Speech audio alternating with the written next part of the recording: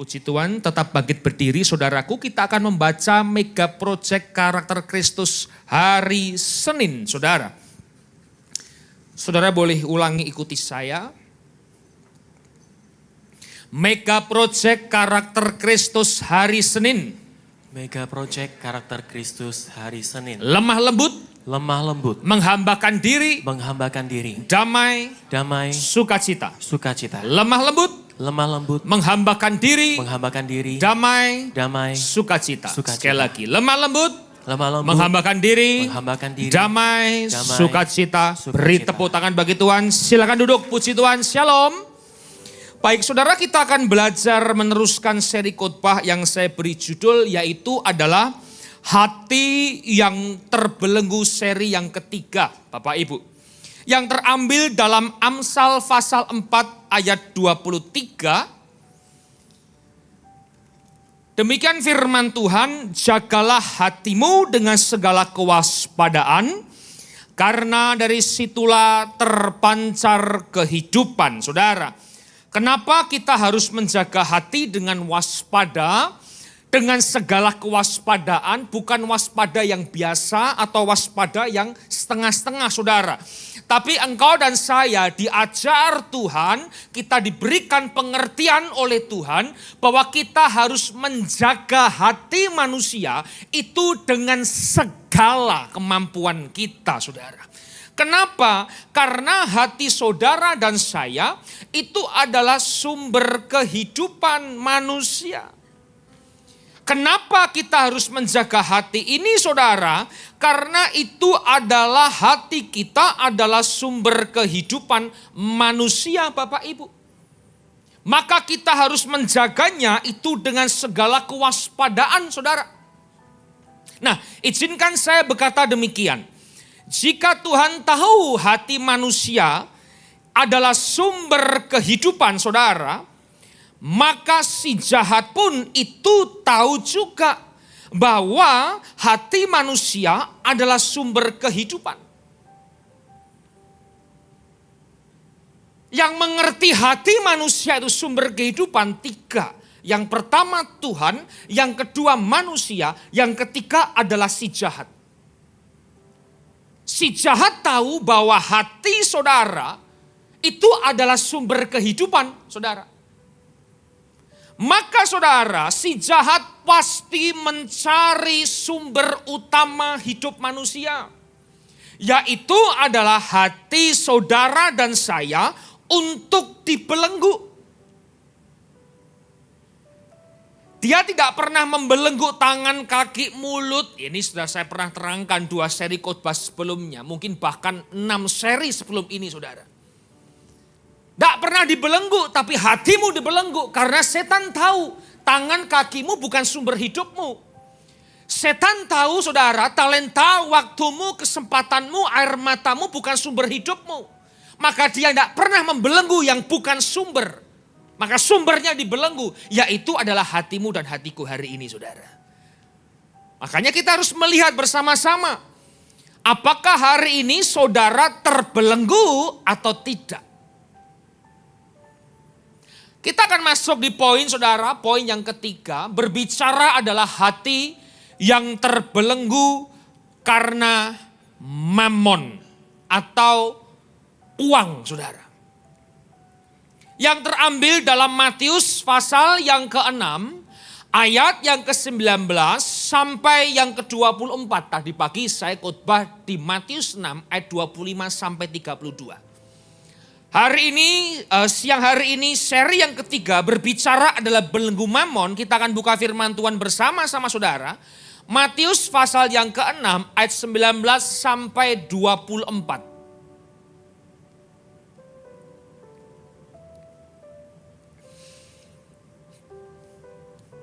Demikian firman Tuhan berbicara, janganlah kamu mengumpulkan harta di bumi. Di bumi itu ngengat dan karat merusaknya. Dan pencuri membongkarnya serta mencurinya. Ayat 20, Tetapi kumpulkanlah bagimu harta di sorga. Di sorga ngengat dan karat tidak merusaknya, dan pencuri tidak membongkarnya serta mencurinya. Karena di mana hartamu berada, di situ juga hatimu berada. Saudara lihat mengenai hal mengumpulkan harta. Memang hakikatnya manusia itu, saudara, memang harus mengumpulkan. Ya, tidak ada orang manusia diciptakan Tuhan tanpa mengumpulkan sesuatu. Hakikatnya manusia memang mengumpulkan, saudara. Yang pertama berbicara saudara dan saya mengumpulkan harta di bumi, artinya bekerja. Mengumpulkan itu identik dengan yang namanya bekerja. Bekerja itu di bumi. Di bumi dicatat bahwa ngengat, bahwa karat, bahwa dibongkar, bahwa nanti akan dicuri. Itu harta yang kita kumpulkan di bumi, saudara. Tapi di surga dicatat apa? Tidak ada ngengat, tidak ada karat, tidak dibongkar, dan tidak dicuri. Memang hakikatnya manusia itu mengumpulkan. Saudara mengumpulkan harta, ya orang bekerja. Makanya orang hidup itu memang mengumpulkan, saudara. Tidak ada orang itu mau diberkati tanpa bekerja, tidak ada. Kita harus bekerja, mengumpulkan sesuatu, saudara. Nah, sekarang kita tanya dulu, saudara mengumpulkan harta di bumi atau saudara mengumpulkan harta di surga? Pertanyaannya ini adalah skala prioritas hidup saudara. Apa yang engkau utamakan hari ini? Saudara mengumpulkan harta di bumi atau Anda mengumpulkan harta di surga? Di bumi ada harta, di surga ada harta. Ada orang yang mengutamakan harta di bumi lebih daripada harta di surga. Dan ada orang bahkan sedikit mengumpulkan harta di surga daripada di bumi. Tapi kalau saya lihat kelihatannya teman-teman pada siang hari ini saya udah tahu jawabannya, saudara. Ya kalau bisa harta di surga, harta di bumi dong, saudara. Ya sudahlah, jangan bohongi diri saudara dan saya sendiri.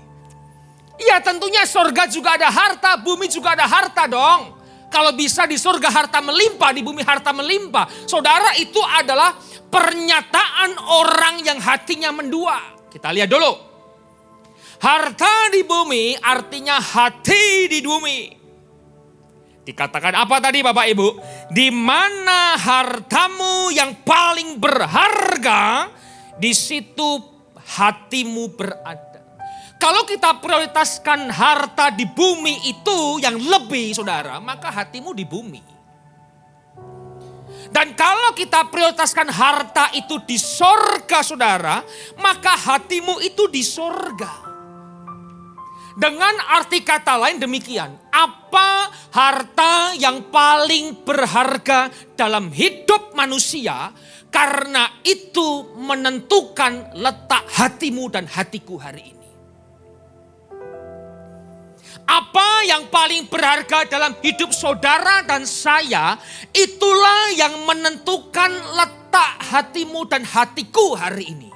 Kalau Anda berkata, harta di bumi dan harta di surga melimpah, berarti letak hatimu di mana, saya mau tanya. Hartaku di surga Pak, harta bumiku juga melimpah, tapi hatiku di surga. Oh enggak bisa, saudara. Karena apa yang menjadi paling berharga dalam hidup saudara dan saya, disitulah letak hatimu. Kalau Anda bilang begini, Pak saya mau tengah-tengah Pak, surga dapat, bumi dapat, hatimu juga tengah-tengah sama Tuhan. Tidak ada orang bilang hatiku sama Tuhan Pak, tidak usah butuh harta di bumi. Oh saudara, kita ini butuh harta di bumi untuk hidup. Nanti saya terangkan. Kalau Anda pilih di tengah-tengah Pak, surga juga melimpah, bumi juga melimpah, berarti hatimu juga tengah-tengah. Ini kok diam semua nih saudara. Atau jangan-jangan pelaku-pelaku firman atau pelaku-pelaku kelakuan yang tidak baik semua, saudara. Pilih salah satu, mana yang kita prioritaskan. Saudara mau kumpulkan harta di bumi silahkan, harta di surga silahkan. Mana yang lebih penting? Karena itu menentukan letak hatimu dan hatiku hari ini. Kalau hartamu di Mamon, maka hatimu di Mamon. Sekalipun kita pelayanan, nanti saya terangkan. Kita teruskan firman Tuhan dulu Bapak Ibu, ayat 22.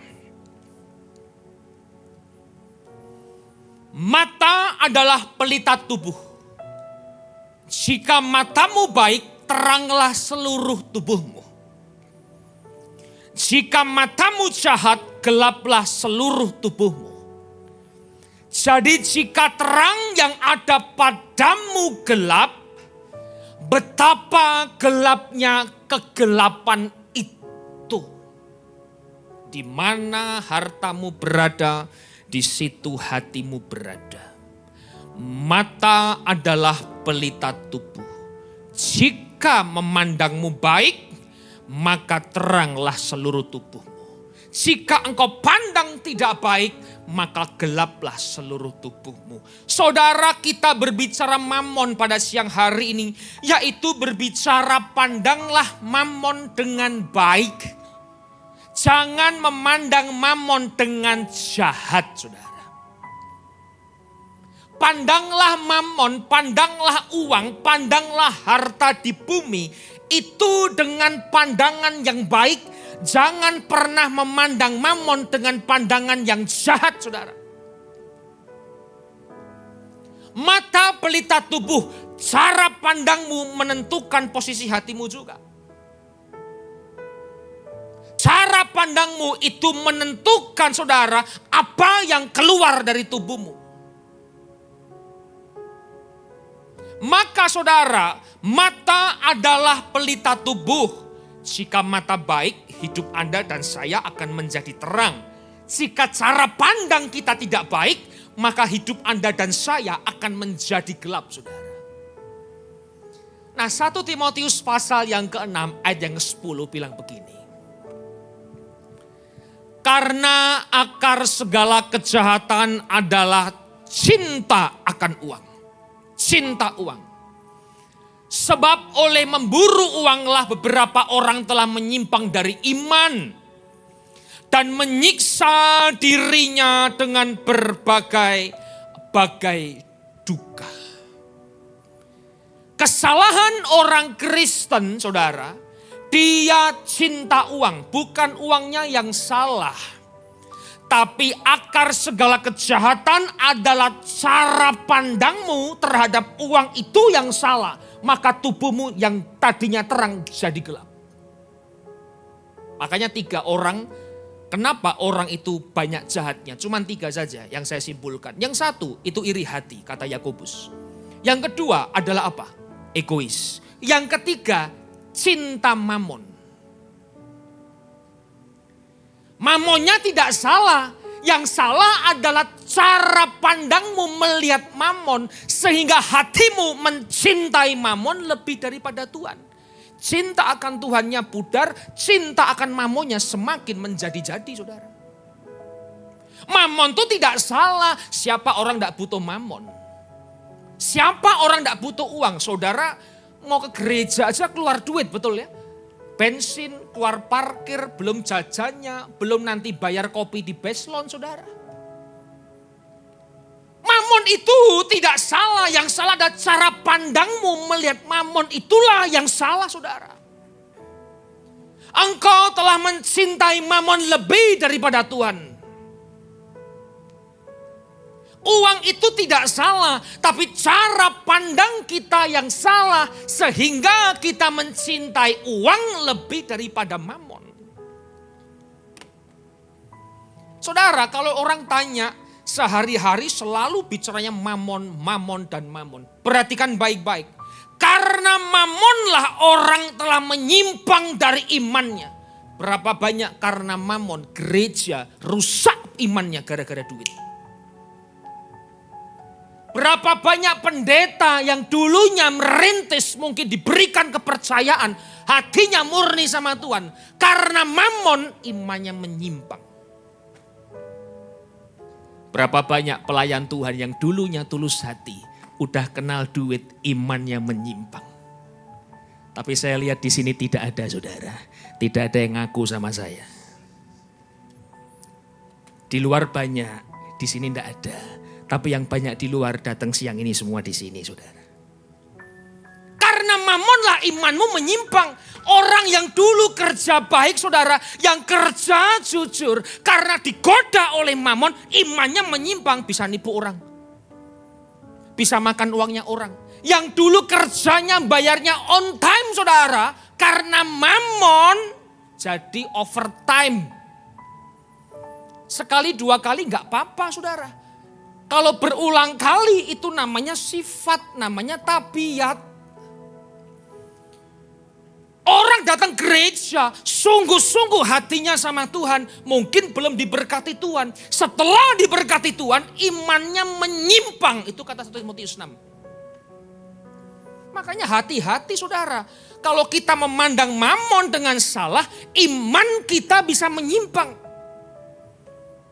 Orang melayani bisa tujuannya bukan lagi rohani atau surga. Tujuannya adalah mamon.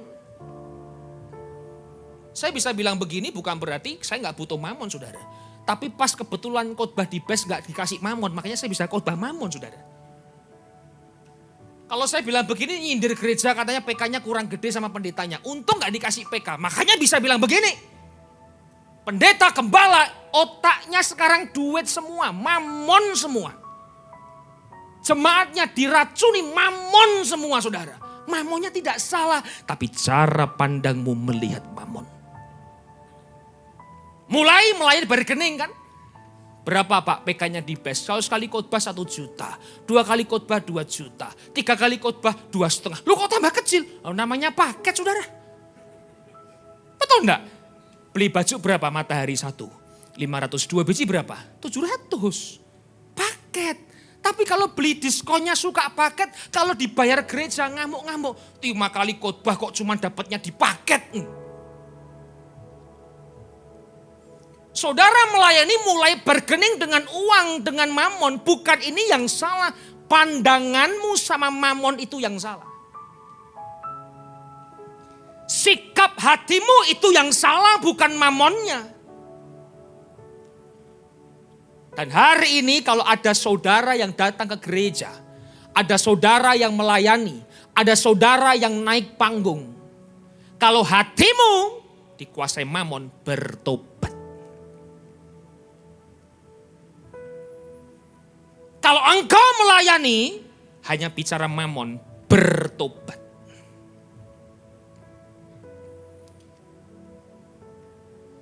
Sorry kalau marah sama saya. Nanti pulang saya traktir yang marah-marah sama saya. Pengkhotbah pasal 5 ayat 9 sampai 12 dan 13 demikian firman Tuhan. Siapa mencintai uang, lihat. Orang ini ada ciri-cirinya Bapak Ibu. Tidak akan puas dengan uang. Nah ini. Jadi kalau Anda dapat uang sekarang gak puas, itu ciri-cirinya budak mamon. Cari duit gak pernah puas, kurang terus. Itu budak mamon, saudara. Dan siapa mencintai kekayaan tidak akan puas dengan penghasilan. Ini pun sia-sia. Ada kemalangan yang menyedihkan. Kulihat di bawah matahari, saudara. Ini judulnya adalah kesia-siaan kekayaan. Kekayaan yang disimpan oleh pemiliknya menjadi kecelakaannya sendiri. Dan kekayaan itu binasa oleh kemalangan. Sehingga tidak ada sesuatu pun padanya untuk anaknya. Lihat baik-baik, orang yang budak mamon, yang cinta mamon, yang hatinya sama mamon. Ini ciri-cirinya, menyimpang dari iman. Diselewengkan pengajarannya. Diselewengkan motivasi pelayanannya. Diselewengkan imannya dalam melayani Tuhan. Bergening mengenai duit. Selalu bicara duit. Ketemu orang ngomongnya duit. Ketemu anak ngomongnya duit. Ketemu teman-teman ngomongnya duit. Mau doa, doanya duit. Mau puasa demi duit. Ke gereja cari duit. Mau tidur doanya duit. Mimpinya pun dapat duit.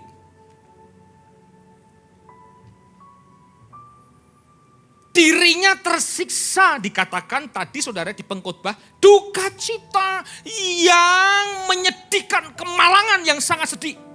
Tidak pernah puas. Kesedihan dan celaka.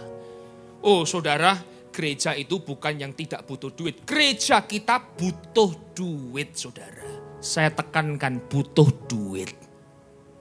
Butuh duit. Pendetamu juga butuh duit. Semua orang butuh uang. Tapi tidak boleh uang yang jadi utama dalam hidup saudara dan saya. Gereja itu butuh duit, tidak ada orang butuh duit. Satu saat. Tadi pagi saya khotbahkan teman saya itu yang sakit batu ginjal saudara. Itu hari Kamis khotbah di Solo. Dia saksi, saya khotbah dia saksi saudara. Hari Minggu saya khotbah di Solo. Kumpullah 3, ya 2 gembala, 1 pendeta. Karena malam habis khotbah gereja saya ditelepon. Koko, ayo makan bareng sama saya. Saya kenalkan lebih dekat sama pendeta saya. Oh ya, saya datang saudara. Duduk di restoran pendeta yang teman saya ini gembala itu, yang gereja jemaatnya 1000 saudara. Saya duduk, di depan saya pendeta itu. Kami ngobrol pelayanan. Bagaimana bisa terpanggil oleh Tuhan. Kebetulan saudara, gembala ini juga pengusaha. Jadi memang dia tidak terima uang dari gereja, sama dengan gereja BES. Enggak ada bedanya. Kami ngobrol, dia tanya sama saya. Pastor, saya mau tanya. Oh ya silahkan. Cabang gereja berapa? Gereja BES 62. Wih, terkagum-kagum. Nah, orang lain dengar cabang gereja kagum. Saudara dengar cabang gereja gak pernah kagum.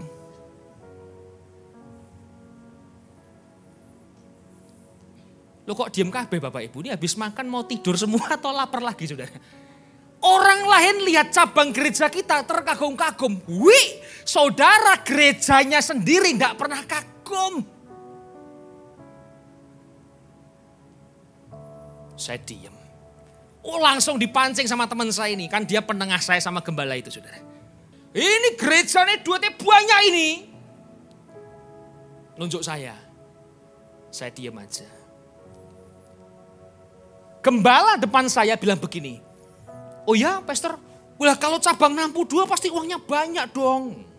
Teman saya nyeletuk, itu uangnya gerejanya ratusan miliar. Saya juga nyeletuk, sorry triliun bro. Mungkin 1, 2, nol saya bisa 26, nol letok depannya enggak ada saudara. Nol, tapi depannya enggak ada saudara. Saya bilang, Pak boro-boro ratusan miliar. Angka depan 1 aja belum tentu punya. Enggak mungkin. Orang lain bisa bangga lihat kita. Jemaat dewe enggak bangga lihat gerejanya. Saya bilang, oh sudah Bapak percaya saya. Kebetulan saya juga juga tahu sedikit lah. Enggak tahu banyak.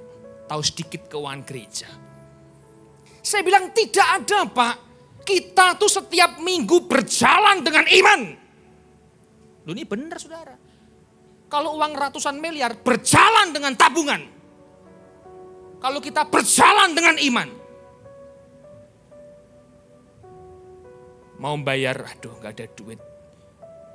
Dengan gembala-gembala bilang, ya tunggu siapa tahu ada pemasukan. Habis ditunggu, gak ada income. Ya udah ayo semua urunan lagi saudara. Cabang 62 gak mungkin ada duit. Saya bilang tidak ada duit Pak, benar. Masa gembala mau bohong sih saya bilang. Nggak mungkin. Ya terserah Bapak kalau nggak mungkin. Nyatanya saya mungkin. Makanya gereja BES, maaf. Walaupun kurang. Oh saudara jangan pikir kita gampang, murahan. Loh, orang lain bangga, enggak bangga lagi tuh saudara? Nah, kelihatan mukanya enggak bangga semua sama gerejanya sendiri.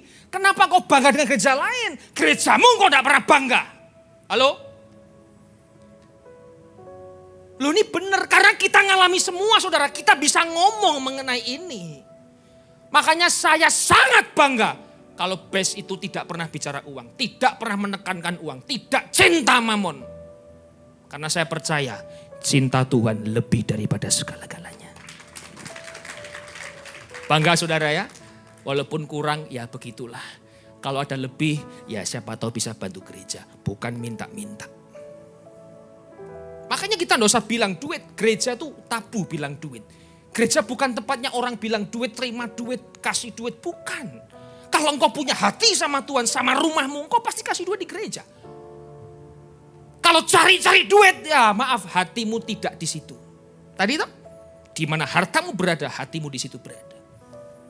Makanya enggak pernah bisa saudara. Dan celakanya dikatakan apa tadi? Jika terang yang ada padamu itu menjadi gelap, betapa gelapnya kegelapan itu. Saudara tidak sadar bahwa Mamon sudah membawa kita ke dalam kegelapan yang begitu gelap. Sekalipun kita datang gereja di tempat yang terang, tapi engkau dan saya enggak sadar hatimu sudah dibawa oleh si jahat ke dalam kegelapan yang begitu gelap. Makanya gara-gara duit lihat, bercerai toh suami istri. Gara-gara duit gereja cari jabatan toh. Gara-gara duit berantem itu. Gara-gara duit pengerja bisa berantem. Gara-gara duit pelayan Tuhan bisa berantem. Gara-gara duit pendeta bisa berantem saudara. Rebutan jadwal khotbah. Mau khotbah saya kasih jadwal sekarang nih. Berantem gara-gara duit saudara. Memecah belah kerukunan umat beragama orang Kristen. Begitu gelapnya, begitu piciknya matamu dan mataku melihat uang itu saudara. Semua jadi gelap. Dan betapa gelapnya di dalam kegelapan yang sangat gelap. Gara-gara duit. Cara pandang. Ayo Bapak Ibu hari ini kalau lihat mamon pandang yang baik. Kalau lihat duit itu pandang yang baik. Melayani walaupun ada uang pandang yang baik. Jangan diukur dengan duit. Apa-apa duit. Kalau enggak gede enggak mau pelayanan saudara. Saya ini pernah iseng-iseng ngukur saudara. Karena selama 14 tahun saya melayani di mimbar Tuhan. Memang dari kecil saya pemusik. Tidak percaya mau saya main musik. Memang nggak pernah terima duit. Karena gereja waktu saya melayani waktu kecil itu tidak ada duit. Tidak ada PK lah gitu istilahnya. Saya main musik, bertumbuh di situ saudara. Akhirnya saya ketemu gereja kita, gereja Bes saudara. 2008. Pulang kuliah 2011. Diberikan sebuah tanggung jawab gereja. Sampai sekarang khotbah tidak pernah saya, jujur ini Tuhan tahu, tidak pernah saya terima uang. Kalau terima ditraktir teman banyak. Satu saat pelayanan di luar gereja, saya izin dengan gembala senior, saya izin dengan gembala saudara yang di Surabaya. Saya mengisi sebuah persekutuan. Teman saya sebelum saya tugas dikasih info. Nanti dikasih PK sesama pendeta Bes. Nanti dikasih PKB. Kalau dikasih PK diterima kasih gereja. Saya bilang iya sudah tahu tenang aja. Mengingatkan saudara supaya dia tahu kalau saya tidak tergoda hatinya. Ya, itu Jumat Sabtu. Jumat melayani, malam dikasih PK, saya terima, saya kembalikan Pak, terima kasih. Saya terima, saya kembalikan ke gereja setempat saudara. Biasa kalau gereja luar kami komitmen, tetap komitmen. Jadi jangan ragukan komitmen gembala saudara. Kalau di base kita nggak terima duit, di luar gereja pun kita nggak terima duit. Kalau dipaksa-paksa, saya terima, saya masukkan amplop persembahan, kotak persembahan. Betul. Dikasih nomor rekening, saya nggak mau cari, saya nggak mau kasih, dia minta, dia pinter, transfernya ke rekening OVO, kan nomor telepon saya. Akhirnya saya kembalikan rekening OVO itu ke QRIS-nya gereja itu.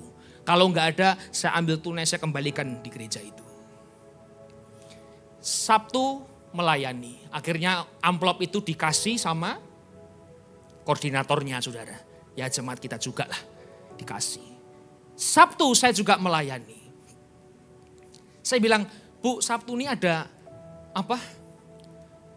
Pemberkatan orang nikah. Saya enggak bisa, Bu. Sudahlah, tolonglah Pak, tolonglah. Nah, pendeta kalah mbek tolong, saudara. Jadi tolong ya sudahlah. Waktunya kami atur, saudara. Akhirnya melayani. Saudara, habis melayani dikasih amplop lagi. Saya bilang, Bu, saya terima kasih. Tapi saya kembalikan ke persekutuan di tempat ini. Dah gini aja Pak, 2 amplop ini Bapak kasih gereja. Saya bawa saudara, gak usah pakai iman, dibawa aja. Orang kadang bawa duit pakai iman, gak usah pakai iman, biasa aja. Kita bawa uangnya, saya masukkan persembahan. Besok laporannya bilang begini, persembahannya kok banyak banget ya. Oh, saya pancing-pancing bendara sedikit-sedikit saudara. Emang berapa selisihnya? Kadang-kadang saya juga mau tahu tarif saya berapa di luar saudara. Dilaporkan ada selisih Pak, biasanya segini, gini. Saudara, ternyata saya diberi tarif. Ya lumayan lah saudara. 2 kali khotbah itu bisa dapat, ya lumayan lah. Saya pikir kalau seminggu saya khotbah 4 kali. Wih, kalau sebulan, lah ini otaknya Mamon saudara. Wah enggak usah kerja. Wah bisa nyicil mobil ini. Saudara, orang bayar pendeta dengar khotbah. Anda enggak bayar pendeta, enggak mau dengar khotbah pendeta gratis. Kita bukan gratisan Bapak Ibu. Oh. Makanya kita enggak sadar toh, gara-gara duit kita udah jatuh begitu gelap.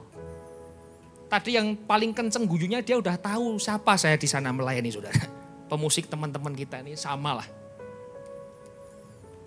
Enggak sadar toh, sudah gelap banget hidup kita, menghalalkan segala cara, melayani otaknya bicara uang. Engkau enggak sadar engkau sudah gelap di dalam kegelapan yang begitu gelap. Enggak sadar semua.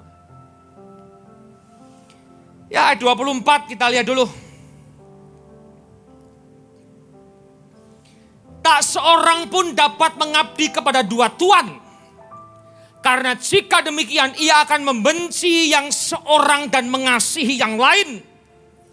Atau ia akan setia kepada yang seorang dan tidak mengindahkan yang lain. Kamu tidak dapat mengabdi kepada Allah dan kepada Mamon saudara. Ini perkataan Yesus sendiri di atas bukit ketika dia mengajar para muridnya. Engkau pilih Yesus atau engkau pilih Mamon? Berarti Mamon itu bisa mengancam keberadaan Yesus dalam hidupmu. Mamon bisa menggantikan keberadaan Tuhan dalam hatimu.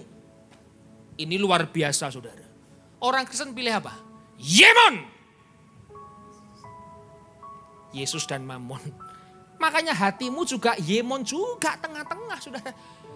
Enggak surga, enggak bumi. Ya tengah-tengah. Enggak bisa Pak. Jika hatimu gelap hari ini saudara, karena engkau mencintai Mamon lebih daripada Tuhan, berarti engkau sudah menyembah Mamon hari ini. Walaupun engkau penyembahan di gereja, engkau berdoa di gereja, engkau kasih persembahan besar di gereja, engkau melayani di gereja, di panggung ini. Tapi kalau hatimu duit, engkau sudah menyembah Mamon. Engkau bukan menyembah Tuhanmu. Karena hatimu itu di Mamon. Makanya melayani harus hati-hati. Yang pelayanan dengar baik-baik, hatimu harus murni sama Tuhan. Jangan engkau ukur semua dengan uangmu. Bukan melayani diukur dengan uang. Kalau gereja kasih berkat sama saudara, jangan diukur juga saudara. Itu gereja memperhatikan saudara. Supaya jangan sampai tombok, jangan gara-gara nanti uang bensinnya, nanti Anda komplain, sudah kita kasih kebijakan. Sama rata, pukul rata semua. Tapi dipukul rata, masih ada yang merasa kurang rata juga. Nah, itu repot saudara. Makanya kesan Pak Franky itu Bapak Ibu, tambah turun kacamatanya melihat yang rata-rata itu. Sana marah, sini marah, makanya Pak Franky lihat itu. Tambah lama tambah turun kacamatanya. Dia stres, ngurus banyak orang saudara. Gereja ada kebijakan, itulah yang terbaik. Percayalah saudara. Bukan gereja ingin menekan talenta saudara, mempermainkan saudara, merangkus, merampas. Oh enggak. Percayalah gerejamu bukan gereja yang murahan. Walaupun kita butuh uang. Walaupun kita dalam kekurangan. Tapi bukan gereja yang ngemis-ngemis saudara. Percayalah kita perhatikan baik kok. Teruskanlah sembah Mamon. Maka maut sudah menanti hidup saudara dan saya. Yang melayani gara-gara uang silakan teruskan. Maka maut akan menanti hidupmu dan hidupku hari ini.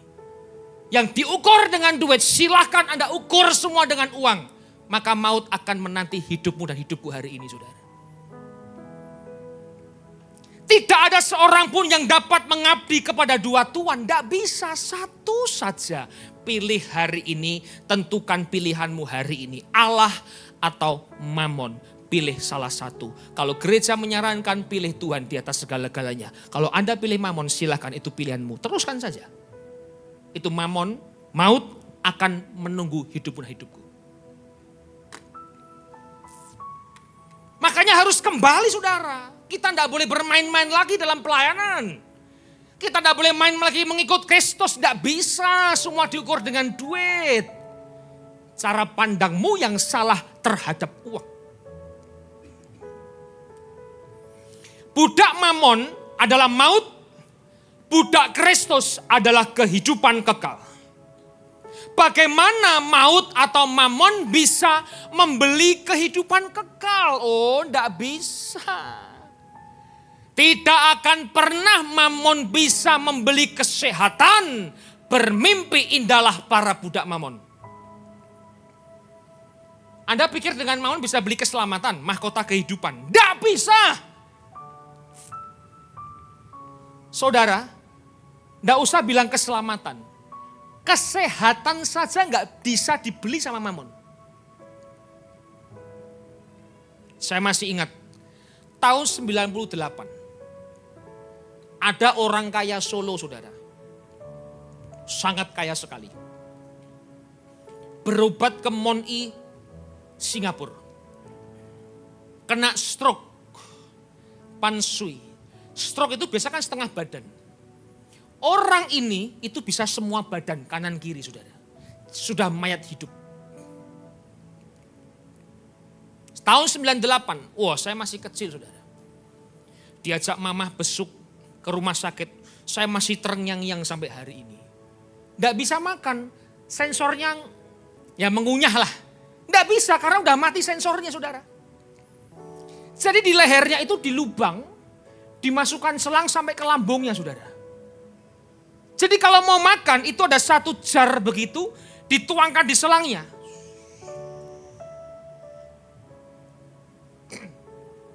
Minum lehernya kering, ditetesi pakai sendok. Dibasahi mulutnya, bibirnya supaya bisa minum saudara. Super kaya pak. 2,5 tahun di ICU. Berapa?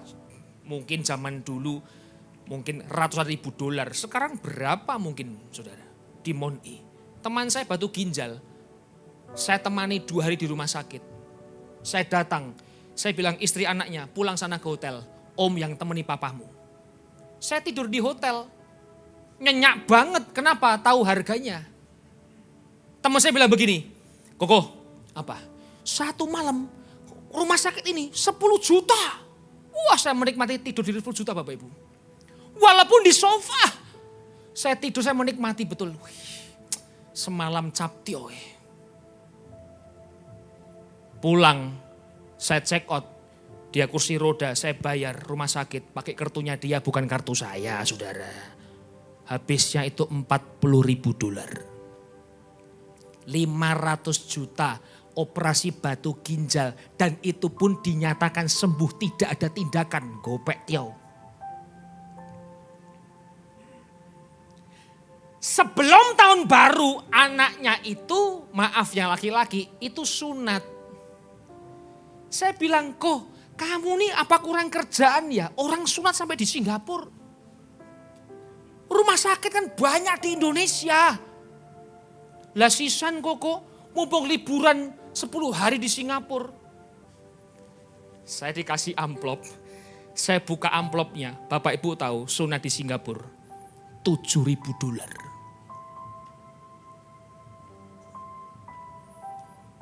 Sunat tok 84 juta di Singapura.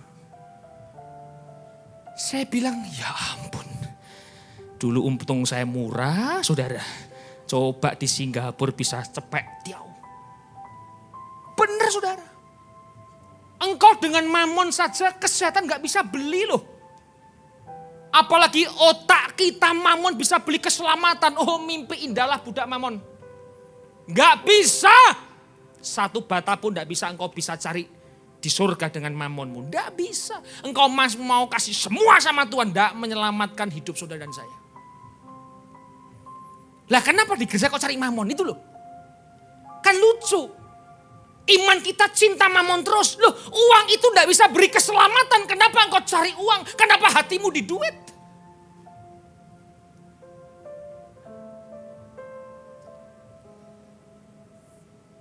Lukas 16 ayat ke-9. Dan aku berkata kepadamu, ikatlah persahabatan dengan mempergunakan mamon yang tidak jujur. Supaya jika mamon itu tidak dapat menolong lagi, kamu diterima di dalam kemah abadi. Jadikan mamon itu sebagai budak, jangan jadikan mamon sebagai tuanmu. Cara pandangmu salah itu melihat mamon sebagai tuan, saudara. Makanya kita semua diperbudak sama mamon. Bukan diperbudak dengan salib Kristus, diperbudak dengan mamon, saudara. Jangan-jangan kita sudah menjadi budak mamon hari ini. Semua bicara duit terus. Melayani duit, motivasi duit, hidup duit, pikirannya duit, semua duit aja. Bukan tidak bicara duit, tapi cara pandangmu melihat duit itu sudah salah semua, saudara. Mengutamakan uang lebih dari segala-galanya. Gereja dikalahkan sama uang. Pelayanan dikalahkan sama duit. Imanmu bisa kalah sama duit juga. Ya, yang terakhir, Yohanes pasal yang kedua.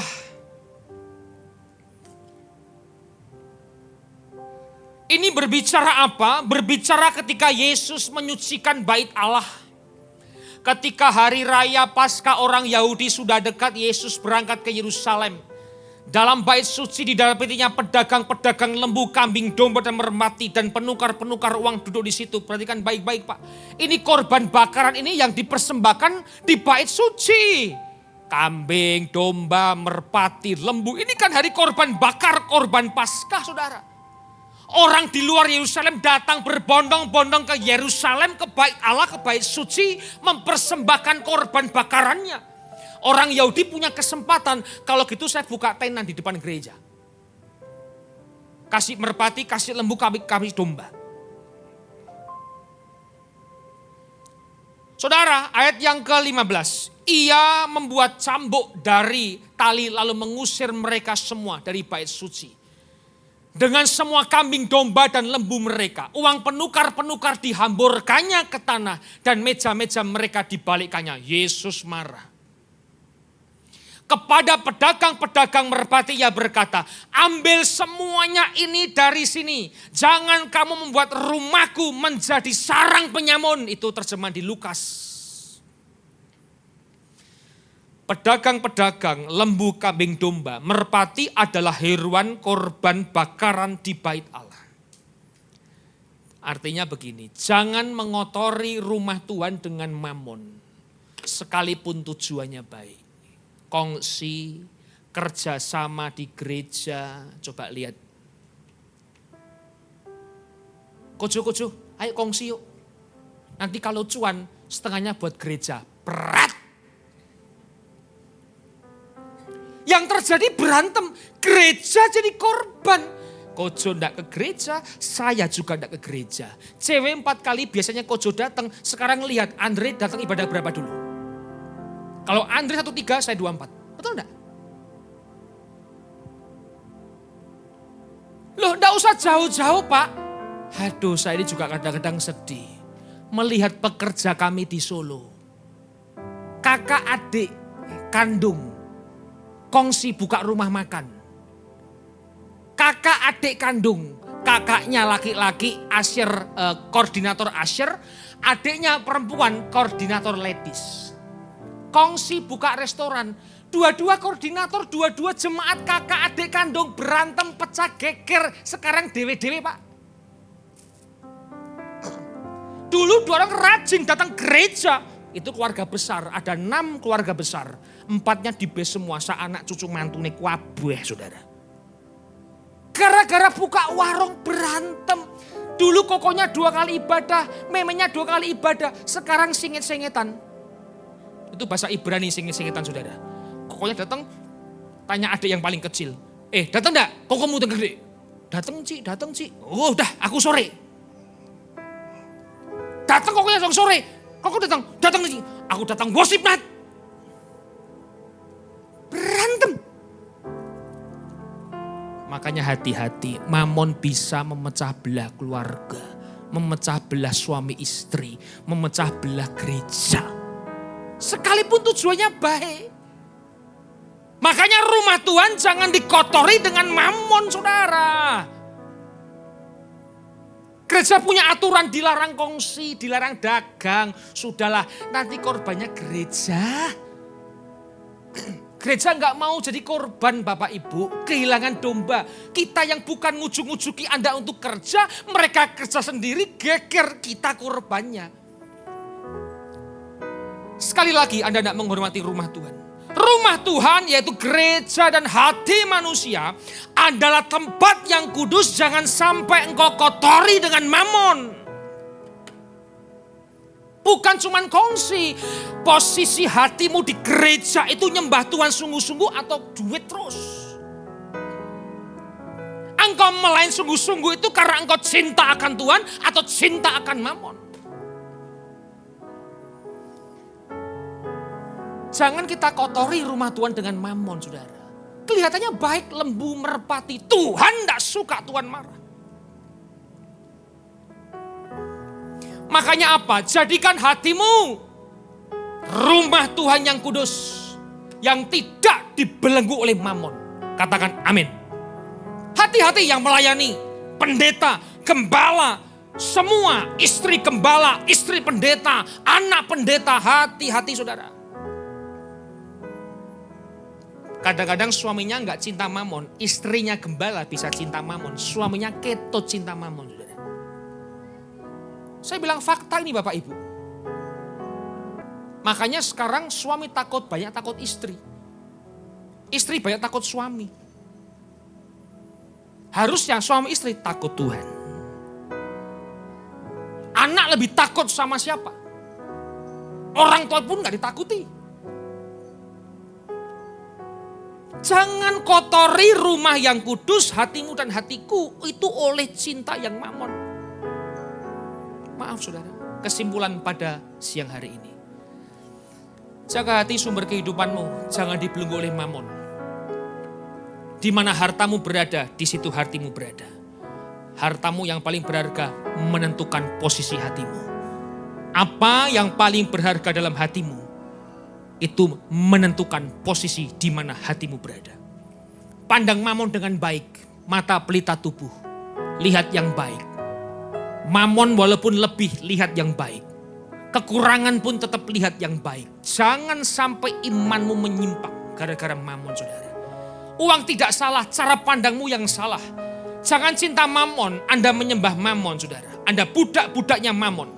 tidak bisa mengabdi dua tuan. Yesus atau Mamon, pilih salah satu. Bait Allah itu tempat yang kudus. Jangan mengotori bait suci dengan Mamon. Bangkit berdiri, tepuk tangan bagi Tuhan. Thank you and God bless you.